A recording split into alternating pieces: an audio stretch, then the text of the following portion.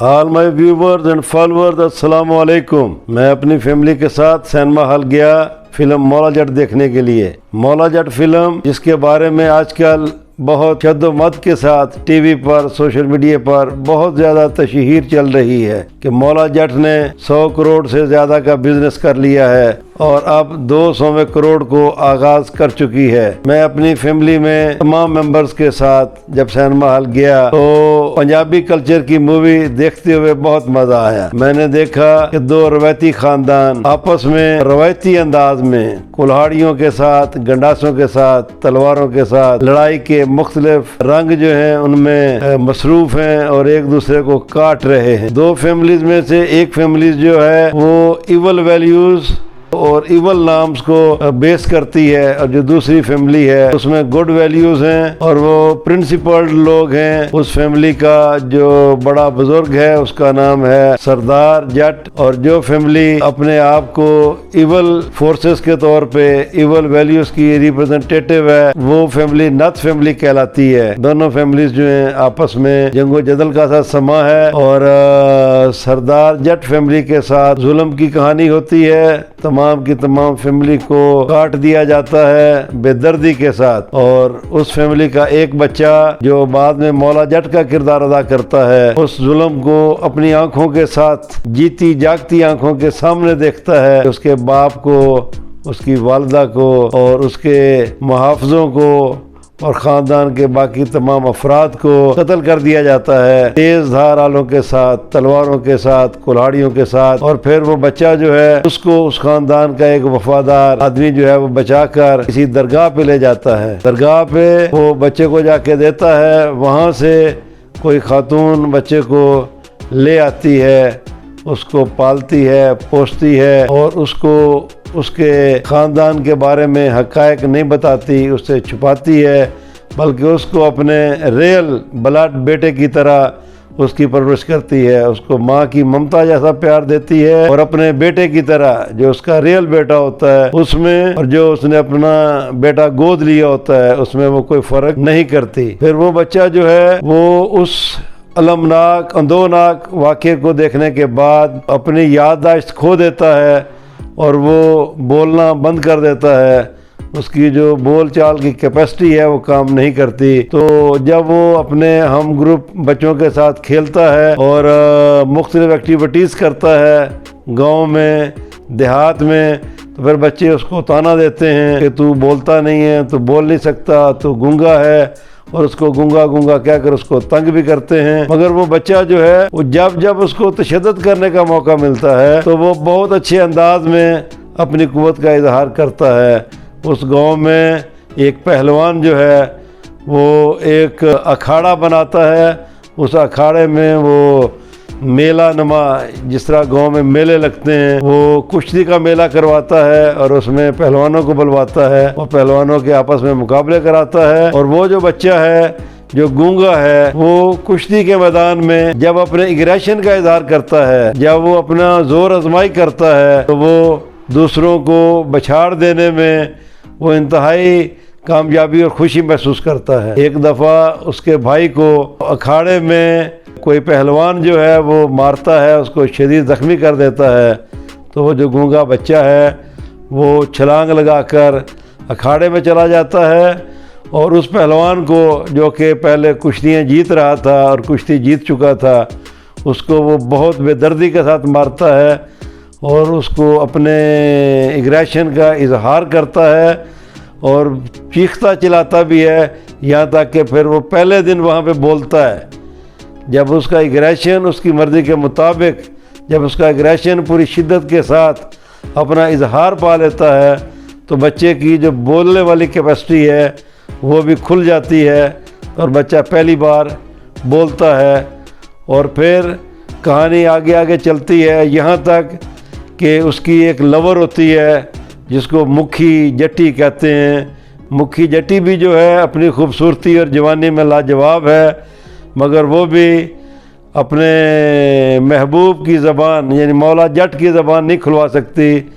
وہ بھی اس کو بلوا نہیں سکتی، اور مولا جٹ جو ہے اس کی طرف راغب بھی نہیں ہوتا۔ وہ اکثر نیند میں ڈرتا ہے اور ڈراؤنے خواب دیکھتا ہے، اچانک چیختے ہوئے اٹھ جاتا ہے، کیونکہ جیسے ہی اس کے ذہن میں کوئی خوفناک خواب چلتا ہے، کوئی خوفناک یاد چلتی ہے، تو وہ اچانک جاگ جاتا ہے اور ہڑبڑا کر اٹھتا ہے۔ اور یہ بات کسی کو سمجھ نہیں آتی۔ اس کی ماں اس کو درگاہ پہ بھی لے کر جاتی ہے، پیروں فقیروں کے پاس بھی لے کر جاتی ہے، اس کے لیے تعویذ گنڈا بھی کرتی ہے، مگر اس کا اس پر کوئی اثر نہیں ہوتا۔ پھر آخر کار مووی جب اپنے بوم پہ پہنچتی ہے تو ان کے خاندان کا وہی پرانا جو وفادار ہے وہ مولا جٹ کو ملتا ہے۔ وہ اس کو کہتا ہے کہ تو ہر وقت جو اتنا جوش، اتنا جذبہ، اتنی جوانی اور اتنی طاقت کا تو مالک ہے، اور اکھاڑے میں جو تو اتنی اپنی بہادری کا اظہار کرتا ہے، تو میں تجھے کچھ یاد دلانا چاہتا ہوں۔ اور وہ اس کو اس کے باپ، ماں اور باپ کے محل میں جو حویلی ہوتی ہے کوٹ مٹھن والی، وہ اس کو ادھر لے کر جاتا ہے، ادھر اس کو جانے کا کہتا ہے۔ تو وہ کوٹ مٹھن کی حویلی میں جب جاتا ہے اور جا کر ان در و دیوار کو دیکھتا ہے، اس حویلی کے خاص نقوش کو دیکھتا ہے، اس حویلی کے دروازوں کو دیکھتا ہے، یہاں تک کہ وہ حویلی کے اندر داخل ہوتے ہوئے جس دروازے سے گزرتا ہے اس دروازے کو کھٹکھٹاتا ہے 2 3 4 بار۔ جیسے ہی وہ کھٹکھٹاتا ہے تو اس کے ذہن میں وہی والی چیخیں، وہی والی آوازیں، وہی والی گونج، وہی والا خون، وہی والا بلڈ جو اس کے سامنے بہایا گیا، وہ سب اس کی نظروں کے سامنے آ جاتا ہے۔ اور وہ پھر وہاں پہ امیڈیٹلی بے ساختہ طور پر زوردار اور گرجدار آواز میں اپنے غصے کا اظہار کرتا ہے، چیختا ہے اور اپنے غم کو نکالتا ہے، اور پھر وہ ٹھان لیتا ہے کہ میں آج کے بعد ہونے والا کوئی بھی ظلم برداشت نہیں کروں گا، اور اپنے باپ کی طرح اپنے خاندان کی ریت، روایت اور رواج کے مطابق، اپنے خاندانی اصولوں کے مطابق اپنے باپ کی پیروی کرتے ہوئے ہر مظلوم کا ساتھ دوں گا۔ اور وہ پھر اس کو گنڈاسا دیتا ہے اس کے باپ کا وفادار کہ تیرا باپ جو ہے اس نے ساری حیاتی کسی بھی ظالم کے سامنے سرنڈر نہیں کیا اور کسی بھی مظلوم کی مدد سے انکار نہیں کیا۔ تو وہ اس گنڈاسے کے ساتھ عوام کی مدد بھی کرتا رہا ہے اور مظلوموں کے ظلموں کا حساب بھی چکاتا رہا ہے۔ مولا جٹ اسے گنڈاسا لے لیتا ہے اور پھر وہ ظالموں کے آگے ڈٹ جاتا ہے۔ ظلم کرنے والا خاندان جو نوری نت کا خاندان ہے، اس خاندان کے اندر ایک نوری نوجوان جو کہ طاقت میں، جو کہ دہشت میں، جو کہ لڑائی کی ماہرانہ تکنیک میں وہ بھی بلا کا مرد ہوتا ہے، یہاں تک کہ وہ جیل میں ہوتا ہے تو جیل میں بھی وہ تمام قیدیوں سے، تمام مجرموں سے سب سے زیادہ طاقتور ہوتا ہے۔ اس کا ایک بھائی ہوتا ہے ماکھا، وہ بھی نیگیٹو قوتوں کا ہی ریپرزنٹیٹیو ہے، انہی کا ہی وہ نمائندہ ہے۔ تو ماکھا اور نوری کی آپس میں بنتی نہیں ہے۔ ماکھا بھی چاہتا ہے کہ اس کے بھائی کو قتل کر دیا جائے اور اس کے خاندان کی جو چودراہٹ کی پگ ہے وہ اس کے سر پر آ جائے، مگر ان دونوں کی ایک بہن ہوتی ہے دارو، اور دارو جو ہے وہ بھی بہت جرأت والی، بہت ہمت والی اور بہت ماہر تیز زن ہوتی ہے، تلوار بازی کی بہت ماہر۔ وہ جب چودراہٹ کا اور پگ کا معاملہ ہوتا ہے تو وہ اکٹھ میں پوری پنچایت میں ایک جو امیدوار ہوتا ہے پگ کا وارث بننے کے لیے یا پگ کو سر پہ رکھنے کے لیے، اس کی وہ گردن اڑا دیتی ہے۔ ماکھا اور نوری جو ہیں وہ آپس میں عداوت کی وجہ سے ماکھا نوری کو جیل میں مروانے کی کوشش بھی کرتا ہے، جو اس کا سگا بھائی ہوتا ہے، مگر وہ اس کو مروانے میں کامیاب نہیں ہوتا۔ نوری جیل کے اندر بھی اس کا راج ہوتا ہے، تمام جیلر سب اس کے طاقت، اس کی بدماشی اور اس کے انداز کو بہت فیورٹائز کرتے ہیں، اور وہ کسی کے آگے سرنڈر نہیں کرتا اور بالکل کسی سے وہ شکست بھی نہیں کھاتا، اور بہت سارے لوگوں کو ایک دم وہ مار گراتا ہے اور مرڈر کرنے کا بڑا ماہر ہے۔ نوری جو ہے جب جیل سے باہر آتا ہے تو مولا جٹ جو ہے اس کا سامنا ہوتا ہے نوری کے ساتھ، تو کیونکہ نوری بھی کچھ اصولوں میں بہت کمیٹڈ ہوتا ہے، کیونکہ نوری کی बहन की पैदाइश के वक्त नूरी का जो बाप है वो उसको जिंदा दफन कर देना चाहता है, मगर नूरी जो है वो उस बंदे का जिसको उसके बाप ने उसकी बहन को मारने के लिए भेजा होता है उसका मर्डर कर देता है और अपनी बहन को बचा लेता है। फिर वो भी जो है वो औरतों के हकूक या रवायात का पासदार होता है। मौला जट भी उधर नुमाइंदा है मुस्बत सोच का और अलमबरदार है असूलों का, रवायात का, और ज़ालिमों के खिलाफ एक लोहे वाली दीवार है। और जो नूरी है वो भी ताकत में, महारत में, तेगाजनी में, नेज़ाबाजी में अपना कमाल रखता है, मगर वो भी जुल्म को पसंद नहीं करता। मगर जब मौला जट और नूरी की दरमियान आपस में ठन जाती है तो फिर नूरी और उसका आपस में मुकाबला होता है दो कुव्वतों का, पूरी पंचायत के सामने, पूरे गांव के सामने, पूरे पिंड के सामने। तो दो शेर जिस तरह धाड़ते हैं, दो चीते जिस तरह एक दूसरे पर हमलावर होते हैं, इस तरह अपना अपना किरदार बेहतरीन अंदाज में निभाते हुए मूवी में नूरी का किरदार निभाने वाला जो है उसने कमाल का करैक्टर प्ले किया है। और जो मौला जट का किरदार प्ले कर रहा है अदाकार, उसने भी अपने काम के साथ इंसाफ किया है। और जो दारो है उसने भी अपना किरदार सही, और जो मुखी है उसने भी कोशिश की अपने किरदार को निभाने की। अब ये सारी स्टोरी देखने और ये सारा मंजर देखने के बाद जो मेरे माइंड में जो चीजें चली बतौर महर नफ्सियात कि मैं इसका मूवी का तजिया करूं, कि मैंने जो इतने शेरों की धाड़ सुनी है और मैंने शोर गुल सुना है, मैंने गंडासों का टकराव देखा है और बहता हुआ खून देखा है और अहो बका देखी है और दो कुव्वतों की आपस में टक्कर देखी है। तो उस सारे का जब मैंने नफ्सियाती तनाजुर में जब उसका जायजा लिया तो एक बात मेरे ज़हन में बड़ी वाज़ेह और बड़ी क्लियर हुई कि मौला जट जो है ये PTSD का केस है, जिसको नफ्सियात में पोस्ट ट्रॉमेटिक स्ट्रेस डिसऑर्डर भी बोलते हैं। तो PTSD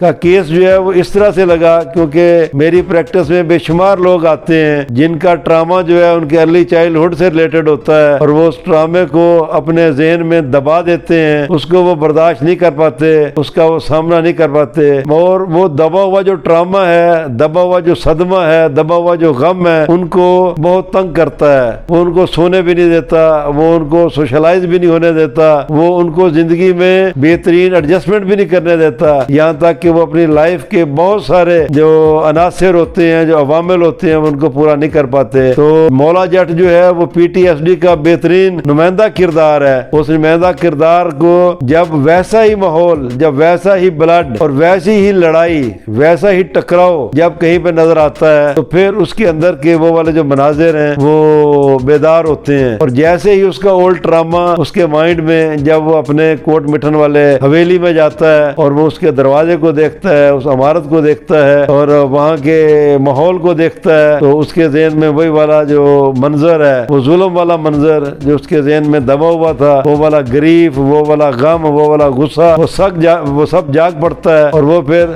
उसके अंदर फिर तमाम की तमाम जो फैकल्टीज होती है उसकी लाइफ की, वो वाली बेदार होना शुरू हो जाती है। फिर वो अपनी जो हीरोइन है, जो उसकी मुखी है, उसके साथ भी प्यार करना शुरू कर देता है। वो उसका माँ के साथ जो तल्लुक है वो भी एक नॉर्मल इंसान की तरह जो है वो इस्तवार हो जाता है। और वो अपने भाई के साथ भी, जो उसका मुंह वाला भाई होता है, जिस माँ ने उसको पाला होता है, उसके साथ भी उसका रवैया ठीक हो जाता है और बाकी लोगों के साथ भी वो बाहम तामन शुरू कर देता है। तो इस तरह से उसकी लाइफ जो है वो बहाल हो जाती है। तो ट्रामा जो है, ट्रामा फर्द की मौजूदा जिंदगी को, जिस जिंदगी में वो गुजर बसर कर रहा होता है, उस तमाम को वो ट्रामा डिस्टर्ब कर देता है। और ट्रामे का एक ही हल है कि उस ट्रामे को दोबारा से रीलिव किया जाए, यानी उसको ज़हन में बेदार किया जाए, यानी उस तक रसाई इख्तियार की जाए। यानी फर्द अपने ज़हन में जो कहानी, जो वारदात, जो वाकया, जो अनहोनी उसके साथ हो चुकी बचपन में, अगर उसको वो जान ले, अगर वो उस तक रसाई हासिल कर ले, तो फिर उसका जो रुका हुआ फन है, फिर उसकी जो दबी हुई ज़हनी कैफियत है उसमें से निकल आता है। और उसकी जो बहाली है समाजी तौर पे, खानदानी तौर पे, इज़्दवाजी तौर पे और एक मुआशरती एक्टिव अकाई के तौर पे वो अपने आप को साबित कर सकता है और बेहतर जिंदगी की तरफ लौट सकता है। आज का जो रिव्यू था वो मैं देना जरूरी समझता था, तो میں نے اپنے تئیں اپنے نالج کے اور اپنے تجربے کے روشنی میں آپ تک یہ سارا ریویو پہنچایا ہے. مجھے امید ہے کہ آپ کو یہ ریویو پسند آئے گا. اور جو نفسیات کی پریکٹس کرنے والے لوگ ہیں، کیونکہ ایک مووی اتنا نام لے چکی ہے، اتنا نام اس کا بن گیا ہے، اتنا وہ بزنس کر رہی ہے اور زبانیں زیادہ عام ہے کہ جی مولا جٹ نے واہ واہ کرا دی ہے. تو جو سائیکالوجی کے فیلڈ کے لوگ ہیں وہ اگر اس کو دیکھیں اور اس پر اپنا مائنڈ اپلائی کریں تو ان کو PTSD کے کیس کو دوبارہ بحالی کی طرف لے جانے کا سارا پروسیس مولا جٹ مووی میں انٹرٹینمنٹ کرتے ہوئے وہ سیکھ بھی سکتے ہیں اور اس سے لیسن بھی لے سکتے ہیں. اللہ حافظ.